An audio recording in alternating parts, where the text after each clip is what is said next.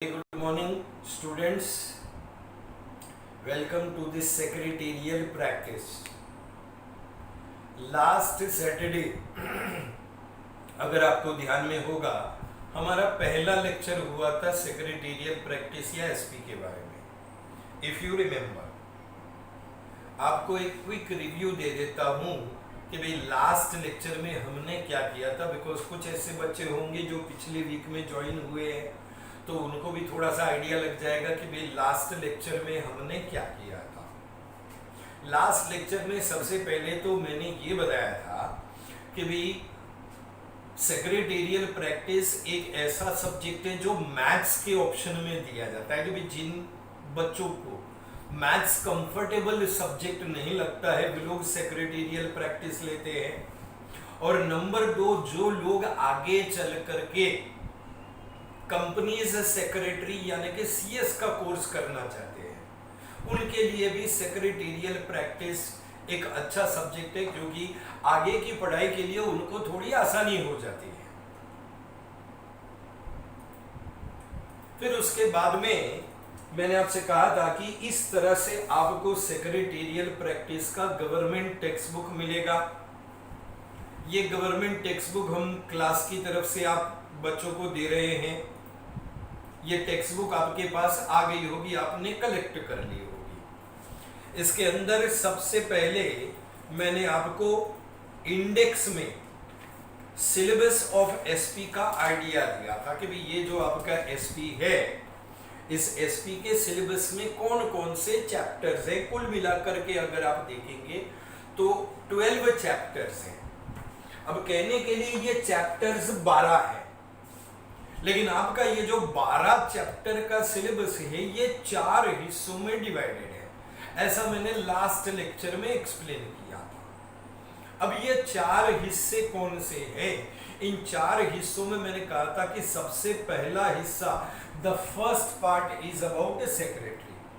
अब जाहिर बात है सेक्रेटेरियल प्रैक्टिस का सब्जेक्ट है, तो सेक्रेटेरियल प्रैक्टिस के सब्जेक्ट में आपको सबसे पहले सेक्रेटरी क्या होता है उसके बारे में बताएंगे. So the first part deals with secretary. उसमें सेक्रेटरी का मीनिंग, उसका डेफिनेशन, सेक्रेटरी के टाइप्स, बराबर है, सेक्रेटरी के फंक्शंस एंड ड्यूटीज, सेक्रेटरी बनने के लिए क्या क्वालिफिकेशन, ये सारी चीजें शामिल है. The second part is about joint stock company. आपके सिलेबस का दूसरा हिस्सा जो है that is joint stock company. Joint stock company एक लार्ज बिजनेस ऑर्गेनाइजेशन है. कंपनी का meaning, features, merits and demerits या एडवांटेजेस एंड डिसएडवांटेजेस, यानी कि जॉइंट स्टॉक कंपनी क्या होती है, इस कंपनी को कैसे शुरू किया जाता है, कंपनी को स्टार्ट करने के लिए कौन कौन से डॉक्यूमेंट्स बनाए जाते हैं, कंपनी का मैनेजमेंट स्ट्रक्चर किस प्रकार का होता है, ये सारी चीजें जो है that is covered in the second part. पहला पार्ट किसके ऊपर है? सेक्रेटरी के ऊपर. और दूसरा पार्ट किसके ऊपर है? जॉइंट स्टॉक कंपनी के ऊपर. Then coming on to the third part, तीसरा हिस्सा किसके ऊपर है? Sir the third part is on company meetings. इस कंपनी मीटिंग्स में भी मैंने आइडिया दिया था लास्ट लेक्चर में कि एक joint stock company large business organization है, और लार्ज बिजनेस ऑर्गेनाइजेशन होने के नाते सिंगल पर्सन के हाथ में डिसीजन मेकिंग पावर नहीं होता. यानी जॉइंट स्टॉक कंपनी में ग्रुप डिसीजन मेकिंग होता है. ग्रुप डिसीजन मेकिंग का मतलब है कि मिल करके डिसीजंस लिए जाते हैं, और मिल करके डिसीजन लेने के लिए मिलना पड़ता है, मतलब मीटिंग्स रखना पड़ता है. तो इसी के बारे में आपका थर्ड पार्ट है कंपनी मीटिंग्स, जिसमें मीटिंग का मीनिंग, मीटिंग की फॉर्मेलिटीज, मीटिंग के अंदर क्या क्या एक्टिविटीज होती है, यानी कि मोशंस हैं, रेजोल्यूशंस हैं, वोटिंग है, ये सारा सब काम किस तरह से होता है that is given over there. और लास्ट पार्ट जो है that is on business communication. 4 हिस्से. पहला हिस्सा सेक्रेटरी के ऊपर है, दूसरा हिस्सा किसके ऊपर है sir? Second part joint stock company. तीसरा पार्ट किसके ऊपर है? कंपनी मीटिंग्स के ऊपर है। और चौथा हिस्सा जो है, फोर्थ पार्ट किसके ऊपर है? Business communication. आज सेक्रेटरी कंपनी का चीफ एग्जीक्यूटिव है और चीफ एग्जीक्यूटिव होने के नाते उसे कई लोगों के साथ कम्युनिकेट या इंटरेक्ट करना पड़ता है। अब लोगों के साथ कम्युनिकेट या इंटरेक्ट करने के हिसाब से बिजनेस कम्युनिकेशन, लास्ट लेक्चर में अगर ध्यान में होगा मैंने आपसे कहा था कि आज की तारीख में दुनिया में कामयाब वही लोग होते हैं जिनके पास अच्छी कम्युनिकेशन स्किल्स हों। और ये कम्युनिकेशन क्या होता है इसी के बारे में आपका लास्ट टॉपिक है, जिसके अंदर बेसिकली कॉरेस्पॉन्डेंस यानी कि लेटर राइटिंग आपको सिखाया जाएगा।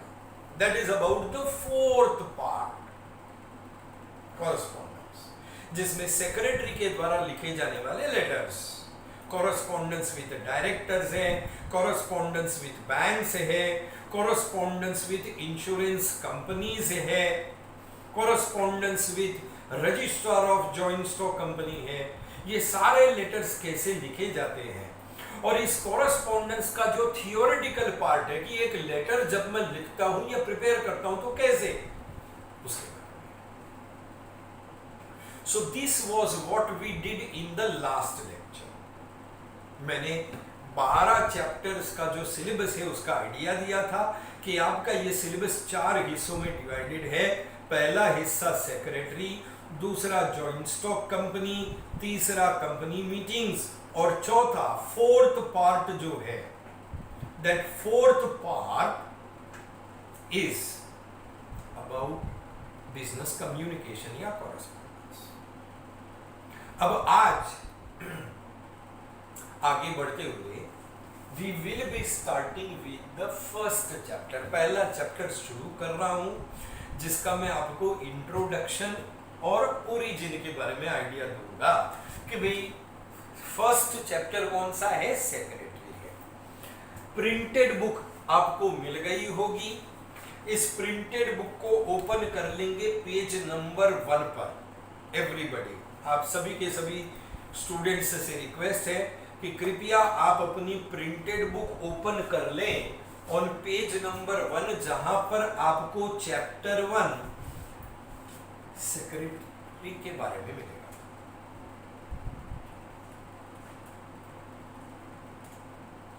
मैं वेट इसलिए कर रहा हूं ताकि आपको किताब खोलने का मौका मिल जाए। Please open chapter number 1, page number 1।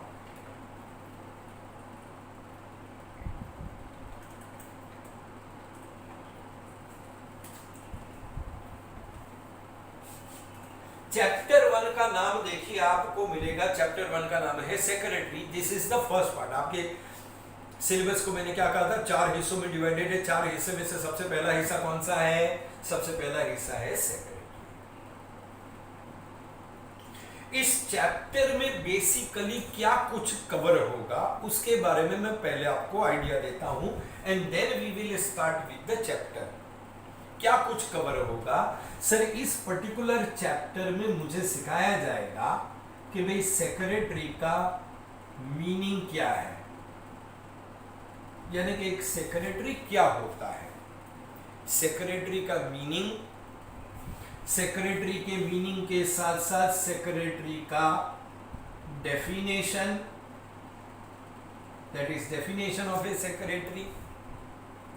जाहिर बात है इस मीनिंग और डेफिनेशन पर आने से पहले आपको सेक्रेटरी के कामकाज के बारे में इंट्रोडक्शन दिया जाएगा, यानी कि you will be given introduction to secretarial practice या introduction to the job of a secretary. इसके अलावा सेक्रेटरी शब्द की और सेक्रेटरी के प्रोफेशन की शुरुआत कहां से हुई, यानी कि origin of the term secretary, कि भाई ये कहां से शुरुआत हुई इसकी, तो उसके बारे में भी देख लेते हैं। ओरिजिन के अलावा अपार्ट फ्रॉम दैट इस पर्टिकुलर चैप्टर में आपको सेक्रेटरी के मीनिंग और डेफिनेशन के हिसाब से सेक्रेटरी के फीचर्स क्या होते हैं उन फीचर्स के बारे में बताएंगे। सेक्रेटरी के फीचर्स हो जाने के बाद you will also be thought about the importance of secretary, कि भाई आज की इस मॉडर्न दुनिया में सेक्रेटरी का इंपॉर्टेंस या महत्व क्या है। That is importance of secretary, कि भाई why secretary is important. Importance of secretary के अलावा आपको इस चैप्टर में डिफरेंट टाइप्स ऑफ सेक्रेटरीज के बारे में बताया जाएगा कि सेक्रेटरी कौन कौन से अलग अलग प्रकार के होते हैं, क्योंकि सारे सेक्रेटरी सेम नहीं होते हैं। कोई सेक्रेटरी ऐसा होता है जो बिजी इंडिविजुअल के लिए या न कि किसी बेहद महत्वपूर्ण व्यक्ति के लिए काम करता है। मुकेश अंबानी का पर्सनल सेक्रेटरी, प्रधानमंत्री नरेंद्र मोदी का पर्सनल सेक्रेटरी, मुख्यमंत्री उद्धव ठाकरे का पर्सनल सेक्रेटरी, ये सब वो लोग हैं जो किसी महत्वपूर्ण व्यक्ति के लिए काम करते हैं जिन्हें हम पर्सनल सेक्रेटरी कहते हैं। और कुछ होते हैं जो किसी ऑर्गेनाइजेशन या संस्था के लिए काम करते हैं। तो टाइप्स ऑफ सेक्रेटरीज कौन कौन से उसके बारे में बताएंगे। इन टाइप्स ऑफ सेक्रेटरीज के अलावा एक अच्छा और कामयाब सेक्रेटरी बनने के लिए क्या क्वालिफिकेशन होना चाहिए और क्या क्वालिटीज होनी चाहिए। एक कामयाब सेक्रेटरी के क्वालिफिकेशंस या क्वालिटीज के बारे में डिस्कस करेंगे। एंड फाइनली एक सेक्रेटरी को क्या करना पड़ता है, यानी कि सेक्रेटरी के फंक्शंस या सेक्रेटरी की ड्यूटीज क्या क्या है। This is the synopsis of the first chapter, यानी कि पूरे चैप्टर की एक रूपरेखा मैंने आपके सामने रख दी है कि इस चैप्टर में आपके लिए क्या क्या टॉपिक्स कवर किए जाएंगे। Introduction, meaning and definition, origin, feature, importance, types, qualification, qualities, functions and duty, सब कुछ सेक्रेटरी के ऊपर है। ठीक है, so that is the idea regarding the chapter secretary, इसमें टोटल कवर हो जाए। अब आते हैं हम चैप्टर के ऊपर। भाई चैप्टर जब स्टार्ट करें तो सबसे पहले क्या है, इंट्रोडक्शन। सी इंट्रोडक्शन में मैं आपसे इतना कह सकता हूं कि today we are living in a modern world. आज हम एक बेहद ही आधुनिक दुनिया में रहते हैं। एक ऐसी दुनिया जिसमें ज्योग्राफिकल बाउंड्रीज या पॉलिटिकल बाउंड्रीज तो है मगर इकोनॉमिक बाउंड्रीज नहीं है। एक ऐसी दुनिया जिसमें फ्री ट्रेड है, यानी कि we are living in the world of globalization. Globalization किसे कहते हैं? ग्लोबलाइजेशन का मतलब है कि व्यापार के लिए किसी किस्म की रोक टोक नहीं है। हर देश दूसरे देश के साथ व्यापार कर सकता है, व्यापार के लिए खुली छूट है, कोई रोक टोक नहीं है। भौगोलिक सीमाएं तो है मगर आर्थिक सीमाएं कोई नहीं है। जो देश जिस देश के साथ जो व्यापार करना चाहे कर सकता है, खुली छूट है। There is free movement of goods, services and man power. जाहिर बात है इस ग्लोबलाइजेशन की दुनिया में अगर हम बात करें तो पूरी दुनिया के लेवल पर ग्लोबलाइजेशन में we are conducting trade at international level.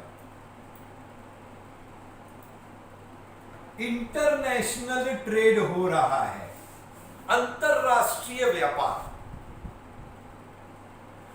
जाहिर बात है ग्लोबलाइजेशन में जब हम इंटरनेशनल ट्रेड करते हैं तो जाहिर बात है हमें ये व्यापार बहुत लार्ज स्केल पर करना पड़ेगा,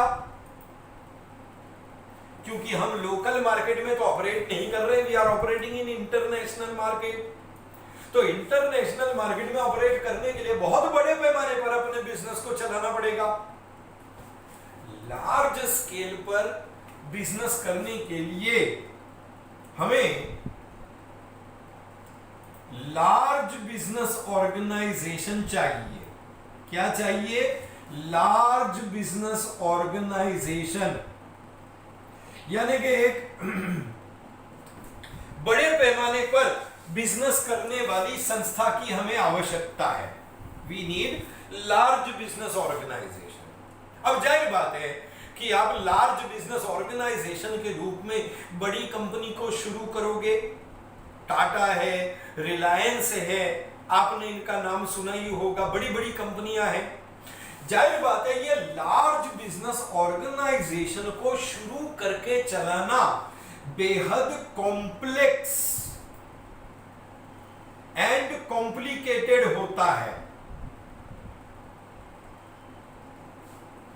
लार्ज बिजनेस ऑर्गेनाइजेशन को शुरू करके चलाना बहुत कॉम्प्लेक्स और कॉम्प्लिकेटेड, यानी कि बेहद मुश्किल काम है। ये कोई खाने का खेल नहीं है। मैं छोटी सी दुकान शुरू करूंगा ना तो आराम से उसको शुरू करके चला सकता हूं, बट एक बड़ी कंपनी, वो भी ऐसी बड़ी कंपनी जो अंतरराष्ट्रीय स्तर पर व्यापार कर रही है, इसको शुरू करके चलाना कोई खाने का काम नहीं है, बहुत मुश्किल होती है। क्यों? क्योंकि ये बड़ी कंपनी कलेक्ट करती है लार्ज कैपिटल, और ये बड़ी कंपनी अपने ऑपरेशंस भी लार्ज स्केल पर चलाती है, बहुत बड़े पैमाने पर अपने कामकाज को करती है। ऐसे में we need advice of experts। इतने बड़े पैमाने पर बिजनेस को शुरू करके चलाने के लिए, इतने बड़े बिजनेस ऑर्गेनाइजेशन में लार्ज कैपिटल को कलेक्ट करके चलाने के लिए हमें एक्सपर्ट्स के सलाह की जरूरत पड़ती है। अब सवाल यह उठता है कि सर ये एक्सपर्ट्स कौन हैं? ये एक्सपर्ट्स में हमें मार्केटिंग के एक्सपर्ट्स की आवश्यकता होती है, हमें फाइनेंस के एक्सपर्ट्स की आवश्यकता होती है, फाइनेंस के एक्सपर्ट्स के अलावा हमें लीगल एक्सपर्ट्स की आवश्यकता होती है जो हमें लीगल एडवाइस दे सके। और इन्हीं एक्सपर्ट्स में से एक एक्सपर्ट जो है that is secretary। इन्हीं एक्सपर्ट्स में से एक एक्सपर्ट कौन है? सेक्रेटरी। सेक्रेटरी हाईली क्वालिफाइड होता है, उसके पास सीएस की डिग्री यानी कि कंपनी सेक्रेटरी की डिग्री होती है, और कंपनी सेक्रेटरी की डिग्री होने के साथ साथ कई कंपनी सेक्रेटरी जो है वे लोग कॉर्पोरेट लॉ की डिग्री भी रखते हैं, फाइनेंस के जानकार होते हैं, लीगल जानकार होते हैं, और एडवाइस देते हैं कंपनी के मैनेजमेंट। सो इंट्रोडक्शन में हम क्या कह सकते हैं? इंट्रोडक्शन में हम कह सकते हैं कि आज हम एक आधुनिक दुनिया में रहते हैं जहां पर ग्लोबलाइजेशन का बोलबाला है। अंतरराष्ट्रीय स्तर पर हम व्यापार कर रहे हैं। अंतरराष्ट्रीय स्तर पर व्यापार करने के लिए बड़े पैमाने पर हम बिजनेस को शुरू करते हैं। बड़े पैमाने पर बिजनेस को शुरू करके चलाने के लिए हमें लार्ज बिजनेस ऑर्गेनाइजेशन की आवश्यकता है। We need a large business organisation. ये large business organisation large capital collect करता है और इसको शुरू करके चलाना बेहद कॉम्प्लेक्स या कॉम्प्लिकेटेड है। अब क्योंकि इस ऑर्गेनाइजेशन, लार्ज बिजनेस ऑर्गेनाइजेशन और इंटरनेशनल ट्रेड की जो मुश्किलें हैं उनका सामना करने के लिए हमें एडवाइस ऑफ एक्सपर्ट्स की जरूरत पड़ती है। ये मार्केटिंग एक्सपर्ट्स भी हो सकते हैं, फाइनेंस के एक्सपर्ट्स भी हो सकते हैं, लीगल एक्सपर्ट्स भी हो सकते हैं। इन्हीं एक्सपर्ट्स में से एक एक्सपर्ट है दैट इज द। अब आते हैं आज के सेकंड पॉइंट। इंट्रोडक्शन तो हो गया कि भाई अंतरराष्ट्रीय स्तर पर व्यापार कर रहे हैं, अंतरराष्ट्रीय स्तर पर व्यापार करने की वजह से हमें बड़े बिजनेस को शुरू करके चलाने के लिए एक्सपर्ट एडवाइस चाहिए, और वो एक्सपर्ट एडवाइस सेक्रेटरी देता है। कौन देता है? सेक्रेटरी। अब दूसरी मुद्दे की बात पर आते हैं, and that is origin of secretary. Origin का मतलब क्या होता है? देख इधर ध्यान देना, मैं यहां पर लिख रहा हूं ओरिजिन का मतलब होता है बिगनिंग, शुरुआत। कि भाई ये सेक्रेटरी शब्द की एज वेल एज सेक्रेटरी के प्रोफेशन की शुरुआत कहां से हुई? From where did it start? Well, सबसे पहले तो मैं आपको यह बता दूं कि सेक्रेटरी का जो प्रोफेशन है, it is one of the oldest profession in the world. See, profession of secretary, ये क्या है? One of the oldest profession. इस दुनिया के सबसे पुराने कामों में से एक काम, यानी प्राचीन समय से अगर हम देखें तो इंसान कुछ काम करते आया है। मिट्टी के बर्तन बनाने वाला कुम्हार दुनिया के सबसे पुराने ऑक्यूपेशंस में से आता है।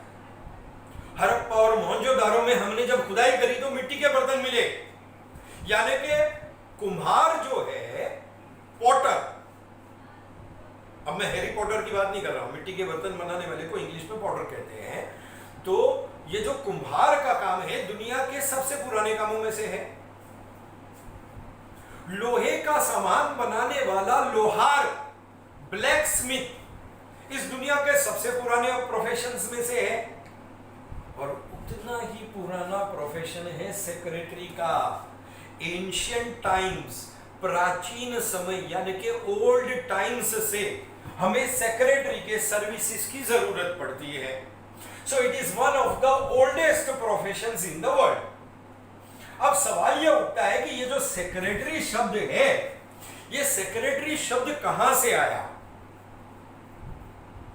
ट्रू इंग्लिश वर्ड नहीं है ये। सेक्रेटरी शब्द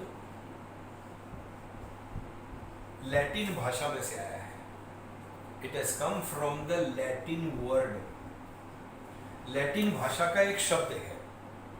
सी, दुनिया की प्राचीन भाषाओं में 3 प्राचीन भाषाएं हैं एंशियंट लैंग्वेजेस में। एक संस्कृत है जो भारत में इस्तेमाल होती थी, एक लैटिन है और एक रोमन है। ये 3 भाषाएं हैं और इन्हीं 3 भाषाओं में से शब्दों को लेकर के इंग्लिश लैंग्वेज को बनाया गया। तो सेक्रेटरी शब्द कहां से आया? सेक्रेटरी शब्द आया फ्रॉम द लैटिन वर्ड, और वो लैटिन वर्ड क्या है? वो लैटिन वर्ड है सेक्रेटेरियस। लैटिन भाषा में शब्द है सेक्रेटेरियस, और इस सेक्रेटेरियस शब्द से हमने बनाया सेक्रेटरी। सर, सेक्रेटेरियस से हमने सेक्रेटरी शब्द क्यों बनाया? क्योंकि सेक्रेटेरियस का जो मीनिंग है वो सेक्रेटरी के लिए फिट बैठता है। सेक्रेटेरियस का मतलब है कॉन्फिडेंशियल ऑफिसर या राइटर। सेक्रेटेरिएट शब्द का मतलब है कॉन्फिडेंशियल ऑफिसर या राइटर, यानी कि सेक्रेटरी एक ऐसा व्यक्ति है जिसके ऊपर मैं भरोसा कर सकता हूं। कॉन्फिडेंशियल मतलब भरोसेमंद। मेरा ऑफिसर है और ऑफिसर होने के नाते वो क्या करता है, लिखने का काम करता है, हिसाब किताब रखता है। So that is confidential officer या कॉन्फिडेंशियल राइटर। और सेक्रेटेरियस कॉन्फिडेंशियल ऑफिसर या राइटर सूट करता है किसके लिए, सेक्रेटरी के लिए, क्योंकि सेक्रेटरी कौन है, मेरा कॉन्फिडेंशियल ऑफिसर है और वो लिखने का काम करता है। सो सेक्रेटेरियस शब्द से हमने बनाया सेक्रेटरी। ये तो हुई सेक्रेटरी शब्द की ओरिजिन या बिगनिंग। अब जैसा मैं आपसे कह रहा था कि सेक्रेटरी का जो प्रोफेशन है, it is one of the oldest profession in the world. इस दुनिया के सबसे पुराने कामों में से एक काम है। सर प्राचीन समय में सेक्रेटरी की सर्विसेज किसको जरूरत पड़ती थी? सर प्राचीन समय में सेक्रेटरी की सर्विसेज की जरूरत पड़ती थी राजा महाराजाओं को, किंग्स एंड एम्परर्स। राजा महाराजाओं को सेक्रेटरी के सर्विसेज, क्योंकि मैं तो राजा हूं तो मैं तो कुछ काम करूंगा नहीं। बेसिकली उस समय के राजा क्या करते थे, क्या तो युद्ध लड़ते थे, नहीं तो अपने राज दरबार में आराम से बैठते थे। राज्य का कामकाज कौन संभालता था? राज्य का कामकाज सेक्रेटरी संभालता था। किसका सेक्रेटरी? राजा का या एम्परर का। अकबर के पास आपने सुना होगा ना, बीरबल था। उसी तरीके से तेनालीरामन का आपने सुना होगा। कृष्णचंद्र देवराया के पास सेक्रेटरी के रूप में तेनालीरामन था। इन राजाओं के पास ये सेक्रेटरी हुआ करते थे जो राज्य के कामकाज को संभालते थे, राजा को सलाह देते थे। तो एंशिएंट टाइम्स से राजा महाराजाओं को सेक्रेटरी के सर्विसेज की जरूरत पड़ती थी। अब एकदम प्राचीन समय की अगर हम बात करें तो प्राचीन समय में रोमन एम्पायर में, यानी रोम के साम्राज्य में, जो व्यक्ति राजा को सलाह देने का और सेक्रेटरी का काम करता था उसको हम स्क्रिबे कहते हैं। क्या कहते हैं? Scribe. He was known as scribe. Roman empire में। जाहिर बात है भारत में भी राजा महाराजा हुआ करते थे। अगर हम इंडियन सिविलाइजेशन की बात करें तो इस इंडियन सिविलाइजेशन में जो व्यक्ति राजा के सलाहकार के रूप में या सेक्रेटरी के रूप में काम करता था, ही वॉज नोन एज अमात्य, या ही वॉज नोन एज सचिवा। अमात्य या सचिवा के नाम से जाना जाता था। महाराष्ट्र में भी राजा हुआ करते थे। मराठा एम्पायर में शिवाजी के दरबार में, या फिर अगर हम देखें जो दूसरे पेशवा वगैरह हुआ करते थे उनके दरबार में भी सेक्रेटरी हुआ करता था, जिसको हम चिटनीस कहते हैं। क्या कहते हैं? चिटनीस। सो प्राचीन समय से सेक्रेटरी की सर्विसेज की जरूरत राजा या महाराजाओं को पड़ती थी। रोमन एम्पायर में सेक्रेटरी का काम करने वाले को स्क्रिबे कहते हैं। इंडियन सिविलाइजेशन में सेक्रेटरी का काम करने वाले को अमात्य या सचिवा कहते हैं। और मराठा एम्पायर में सेक्रेटरी का काम संभालने वाले को चिटनीस कहते हैं। सो ये है ओरिजिन सेक्रेटरी शब्द का और सेक्रेटरी के प्रोफेशन का। कहां मिलेगा आपको? पेज नंबर 1 पे इंट्रोडक्शन मिलेगा। इसको थोड़ा सा रीड कर लेंगे। ओरिजिन यहां पर है और ओरिजिन आपको अगले पेज पर भी मिल जाएगा। फिर एक टेबल मिलेगा, देखो लैटिन लैंग्वेज में सेक्रेटेरियस कहते हैं, कॉन्फिडेंशियल राइटर, रोमन एम्पायर में स्क्रिबे, इंडियन हिस्ट्री में अमात्य सचिवा या चिटनिस। इतना आप देख लीजिएगा। इसके आगे का हम लोग नेक्स्ट लेक्चर में डिस्कस करेंगे, talking about meaning and definition of secretary. आज के दिन में मैंने आपको इंट्रोडक्शन के बारे में करवा दिया है। इंट्रोडक्शन के अलावा मैंने आपको ओरिजिन ऑफ सेक्रेटरी करवा दिया है। अब नेक्स्ट लेक्चर में जब हम मिलेंगे तो we will be talking about definition of secretary and features of secretary. तब तक के लिए आप सबका बहुत बहुत धन्यवाद। Stay home, stay safe and take care of yourself. Thank you very much.